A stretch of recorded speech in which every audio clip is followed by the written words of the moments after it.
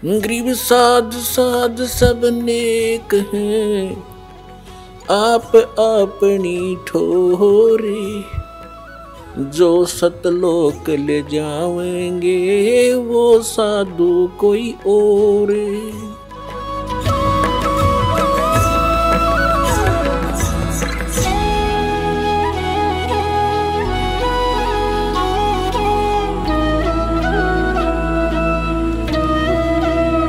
तो पुण्यात्माओं, सत्संग में वही पुण्यात्मा आती हैं जिनके बहुत ही जन्म जन्म के घने पुण्य आपके साथ है। इस काल भगवान ने ऐसी व्यवस्था कर रखी है, आजीवन मर जाता है 2 रोटी के लिए इस पेट के जोड़ जुगाड़ में, और 100 साल बर्बाद करके प्राणी चला जाता है, ये पूरा नहीं होता। और परमात्मा अगर हमारे साथ हो जाए, परमात्मा ही हमारे साथ हो गया, तो फिर इस रोटी का रोड़ा नहीं रहेगा, ये 2 रोटी का झगड़ा या खत्म हो जाएगा आपका। और फिर संसार जो सुख है, शरीर में कष्ट है, आने वाले जो प्रारब्ध आपकी किस्मत के अंदर लिखे हुए जो आने हैं संकट, और वो भी टल जाएंगे। तो सौभाग्य आपका, आप सतलोक आश्रम बरवाला, जिला हिसार, हरियाणा में पहुंचे हो। ये कितने दयालु हैं भगवान आपके। ये वो परमात्मा हैं जिसमें ये सर्वगुण संपन्न है, विद्यमान है। तुमेव माता च पिता तुमेव, तुमेव बंधु च सखा तुमेव, तुमेव विद्या च द्रविणम तुमेव, तुमेव सर्व मम देव देव। ये वो परमात्मा है जिसमें ये सभी गुण विद्यमान हैं। यही हमारा माता पिता है। माता पिता का जो अपने बच्चों के प्रति जो भाव होता है, अपने बच्चों को कितना वो सुखी देखना चाहते हैं, तो वो गुण भी परमेश्वर में है। बंधु यानी भाई और सखा यानी मित्र भी यही सच्चा है। विद्या, धन, ये सब कुछ परमात्मा के अधीन है। और इस परमात्मा से संपर्क होने के बाद ये समस्या खत्म हो जाएगी। आपको बुद्धि भी देगा, आपको यहाँ गुजारे लायक या माया भी देगा। अपने आत्माओं, हम अध्यात्म ज्ञान से हम पूर्ण रूप से अपरिचित थे। हम लोक वेद दंत कथा सुन सुनकर उसी पर आसक्त हो गए थे, उसी ज्ञान को अंतिम मान लिया था। जो भी जिस धर्म, मजहब या ग्रुप या पंथ में जुड़ा है, और उसका एक बहुत बड़ा दायरा होता है। हम उस दायरे में रहकर केवल वही विचार विमर्श करते रहते हैं, उन्हीं परंपराओं का निर्वाह करते रहते हैं,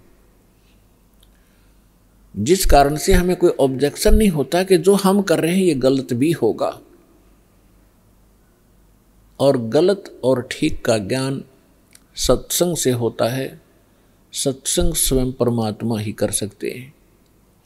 3 लोक और भवन चतुर्दश कोई नहीं सत्संगी, 3 लोक और भवन चतुर्दश कोई नहीं सत्संगी। गरीबदास जी ने कहा है कि 14 लोकों में और इन 3 लोकों में कोई भी सत्संगी नहीं है।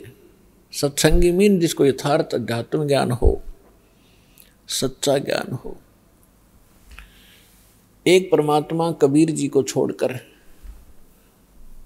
उसने जो ज्ञान दिया उसके अतिरिक्त कोई सत्संग ही नहीं है।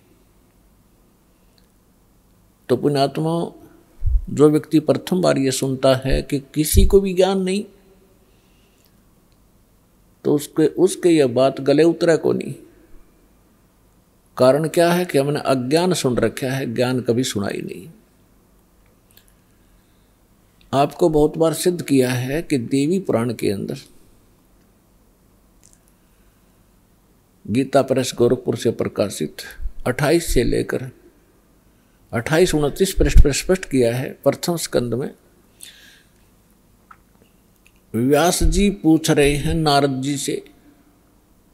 नारद जी बता रहे हैं कि व्यास जी पूछ रहे हैं नारद जी से कि किस भगवान की भक्ति करनी चाहिए, कौन सक्षम है, कौन समर्थ है।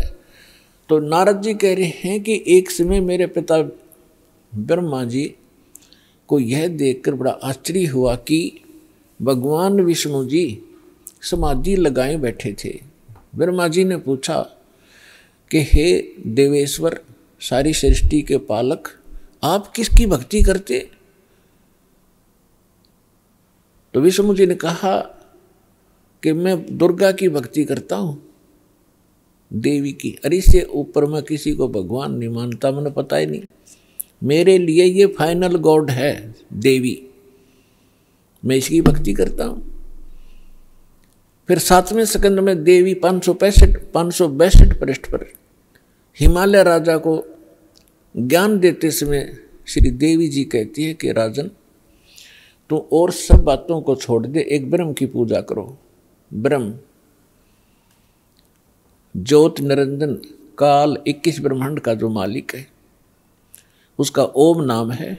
ओम नाम के जाप से तुम ब्रह्मलोक में चले जाओगे। वो ब्रह्मलोक में रहता है, वो ब्रह्म। गीता ज्ञान दाता ये ब्रह्म है, और श्री कृष्ण जी में प्रवेश करके ये गीता का ज्ञान दे रहा है। 8वें अध्याय के 13वें श्लोक में स्वयं कहता है, ओम इति एकाक्षरम ब्रह्म विहारण माम अनुसमरण ये परियाति तजन देहम सयाति परमाम गतिम। मुझ ब्रह्म का एक ओम मंत्र है, उच्चारण करके सिमरण करता हुआ ये परियाति तजन देहम, जो शरीर छोड़कर जाता है, सयाति परमाम गति, वो ओम से मिलने वाली परम गति को प्राप्त होता है। 8वें अध्याय के 16वें श्लोक में कहा कि ब्रह्मलोक में गए हुए प्राणी भी पुनरावृत्ति में उनकी जन्म मृत्यु होती है।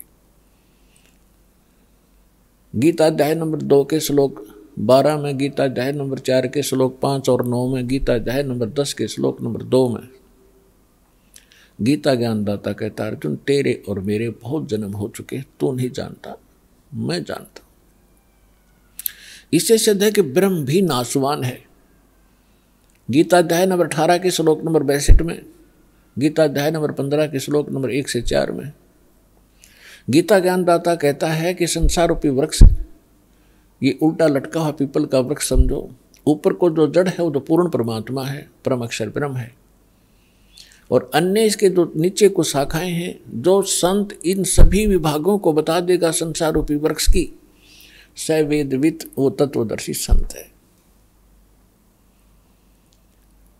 उसके पश्चात परमेश्वर के उस परम पद की खोज करनी चाहिए। तत्वदर्शी संत के मिलने के उपरांत तत्व ज्ञान रूपी इस शस्त्र से अज्ञान को काट के, यानी इसको अच्छी तरह समझ कर उसके पश्चात परमेश्वर के उस परम पद की खोज करनी चाहिए, जहां जाने के बाद साधक फिर लौटकर कभी संसार में नहीं आते।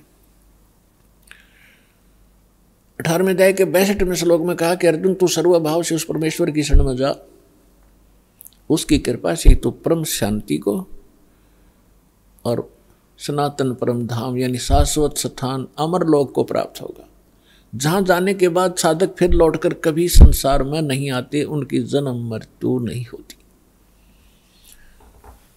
तो पुण्यात्माओं, इसे सिद्ध हो गया कि न ब्रह्मा को ज्ञान, न नारद को ज्ञान, न व्यास को ज्ञान। व्यास जी इज द राइटर ऑफ 4 वेद, 18 पुराण, श्रीमद् भगवत गीता, इन सब का राइटर है, लेकिन उसको स्वयं नहीं पता कि परमात्मा कौन है।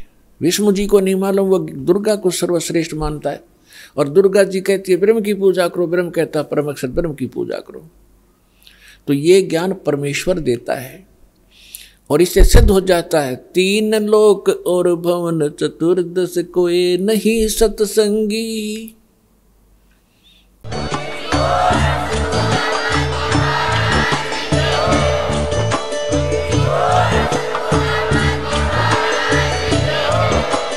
आप सुन रहे थे जगत गुरु तत्वदर्शी संत रामपाल जी महाराज जी के मंगल प्रवचन। अधिक जानकारी के लिए विजिट कीजिए हमारी वेबसाइट www.jagatgururampalji.org। संत रामपाल जी महाराज जी के शुभ आशीर्वाद से पूरे विश्व भर में 500 से भी ज्यादा नाम दीक्षा केंद्र हैं, जिन पर संत रामपाल जी महाराज जी द्वारा ऑनलाइन निशुल्क नाम दीक्षा दी जा रही है। अपने नजदीकी नाम दीक्षा केंद्र का पता करने के लिए संपर्क करें 8222880541।